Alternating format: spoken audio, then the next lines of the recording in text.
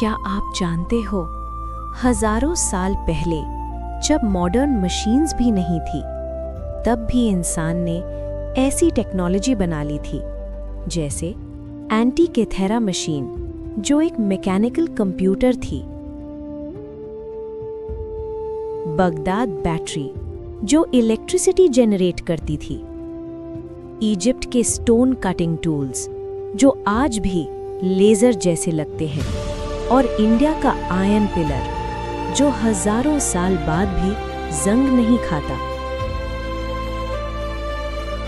शायद पुरानी दुनिया जितनी हम सोचते हैं उससे काफी ज्यादा एडवांस्ड थी। अगर आपको हिस्ट्री के छुपे हुए डार्क फैक्ट्स और राज जानना पसंद है तो विचार्यम चैनल को लाइक और सब्सक्राइब करें। कमेंट करके बताएं, अगर ये टेक्नोलॉजी आज होती तो दुनिया कैसी होती।